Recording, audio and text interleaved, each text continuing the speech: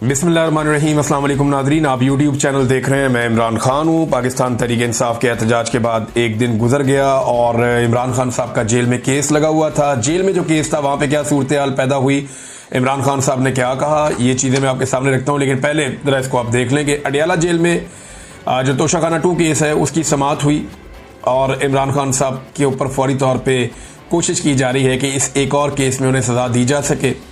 इमरान खान के वकला और अहले खाना को समाअत तक रसाई देने की दरख्वास्त की गई कि जनाब वकील थे आंदे हो। बल्कि इमरान खान साहब के वकील ने यह कहा कि जज साहब सलमान अकरम राजा साहब इमरान खान साहब के फोकल पर्सन हैं इन कानूनी मामलात में और मल्टीपल केसेस चल रहे हैं, उन्हें अंदर आने दिया जाए और दीगर वकला को आने दिया जाए। तो एक तो इमरान खान साहब के वकला और अहले खाना को समाअत तक रसाई देने की दरख्वास्त दी गई, जिस पर जज शाहरुख अर्जुमन ने जेल के बाहर मौजूद उस्मा खान को कमरा अदालत में बुलाया। इमरान खान के वकला सफाई सलमान सफदर और कौसीन मुफ्ती अदालत में पेश हुए। वकील कौसीन मुफ्ती ने नैब के गवाह पर जरा करने के लिए अदालत से मजीद वक्त मांगा, जिसकी स्पेशल प्रोसिक्यूटर उमर मजीद ने मुखालफत की और कहा कि जानबूझकर ट्रायल को तूल देने की कोशिश की जा रही है। इमरान खान की बहन कमरा अदालत में आ चुकी हैं, अब भी गवाह पर जरा नहीं की जा रही। जिन 2 गवाहों को बयान रिकॉर्ड करने के लिए तलब किया गया था वो भी मौजूद है। वकला सफाई वक्त पर कमरा अदालत में भी नहीं आते, इन्हें पाबंद किया जाए। दूसरी जानिब सलमान सफदर ने कहा कि अगर ऐसा ट्रायल करना है तो वो स्टेट कौंसल मुकर्रर करके फैसला दे दें, ना वकला आ सकते हैं ना अहले खाना और ना ही मीडिया। जज शाहरुख अर्जुमन ने जवाबन हौसला दिया है। इमरान खान और बुशरा बीबी भी कमरा अदालत में मौजूद थे। अब ये जिस तरह ट्रायल हो रहा है सारी दुनिया को पता है और पीटीआई को ये लगता है कि उनके साथ इस ट्रायल में भी माजी की तरह ज्यादती होगी।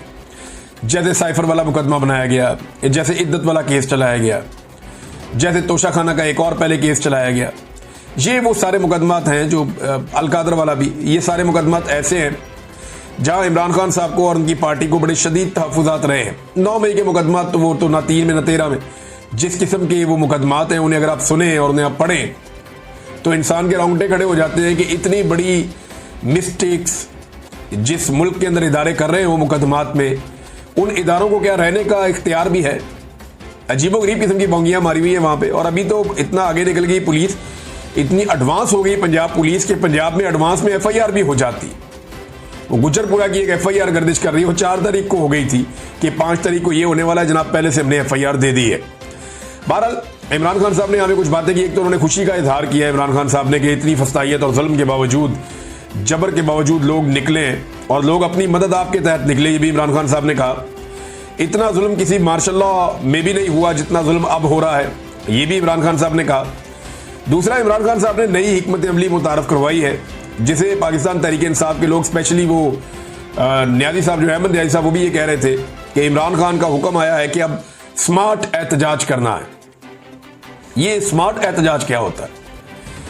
इमरान खान साहब ने सन 2020 में जब कोरोना वायरस आया तो उस वक्त इमरान खान साहब ने कहा था कि स्मार्ट लॉकडाउन हम करेंगे, इससे नुकसान कम से कम होगा और हम अपना टारगेट भी अचीव करेंगे, अपने लोगों की जान भी बचाएंगे।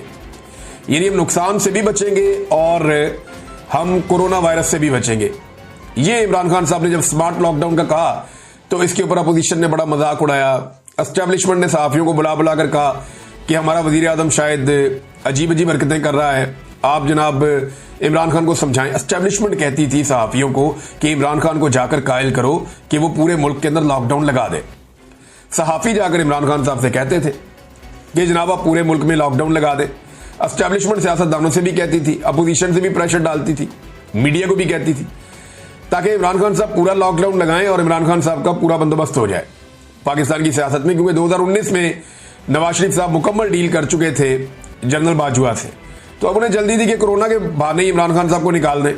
लेकिन इमरान खान साहब ने बात इनकी नहीं सुनी और एक स्मार्ट लॉकडाउन की तरफ गए, जिसका शुरू में मजाक उड़ाया गया, लेकिन फिर पूरी दुनिया ने तारीफ की और उन्होंने कहा कि पाकिस्तान एक ऐसा मुल्क है जो दुनिया के टॉप 3 मुल्कों में है जिन्होंने कोरोना वायरस का मुकाबला किया।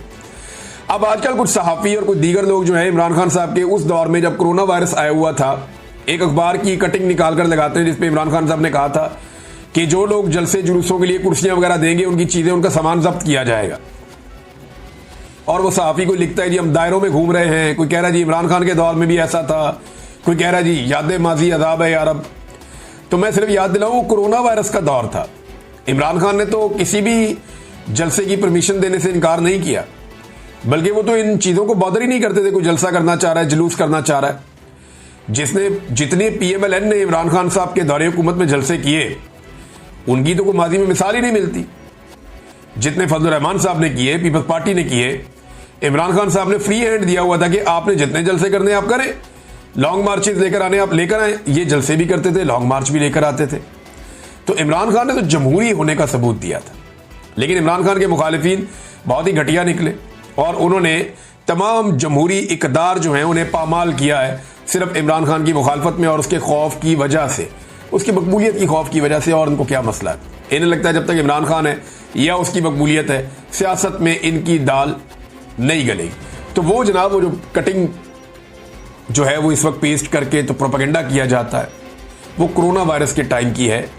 और आज अगर कोई मना करता है तो आप उसके साथ इसका मुवाजना नहीं कर सकते। किसी की जान बचाने के लिए आप ये कह रहे हैं कि लोगों को आप इकट्ठा ना करें। बहरहाल, स्मार्ट लॉकडाउन के बाद इमरान खान साहब ने स्मार्ट एहतजाज की कॉल दी है।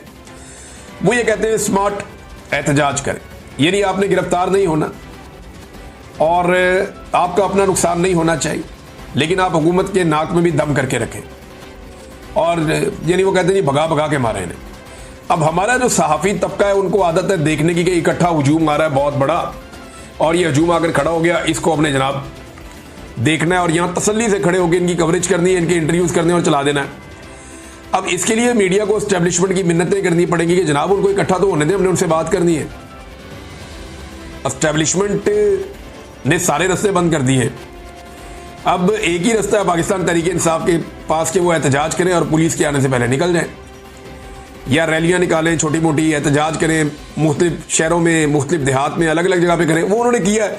अब ये सिलसिला आगे बढ़ेगा तो पाकिस्तानी एक नई तरह की सियासत देखेंगे, एक नए तरह का एहतजाज देखेंगे, जिसके लिए ना तो पाकिस्तानी मीडिया ट्रेंड है और जिसके लिए ना तो पाकिस्तान का सिस्टम पहले से ट्रेंड है और ना इन्होंने ऐसी चीज़ पहले विटनेस की है। इमरान खान साहब ने पाकिस्तान की सियासत में बहुत सारी ऐसी चीज़ें मुतारफ करवाई जो इससे पहले नहीं थी। सबसे बड़ा जो इमरान खान साहब का कंट्रीब्यूशन है पाकिस्तान की सियासत में, वो मिडिल क्लास को सियासत के अंदर लेकर आना है। मिडिल क्लास जो सियासत से अपने आप को इररेलेवेंट रखती थी, यहाँ पे एक मिडिल क्लास के अंदर मशहूर जुमला होता था, मैं तो बिल्कुल गैर सियासी हूँ भाई मैं तो बिल्कुल सियासत में नहीं हूँ। यानी ये बड़ा फख्र समझते थे लोग के भी सियासत से मेरे से सियासी बात कोई ना करे, तो गाली समझते थे लोग इसको।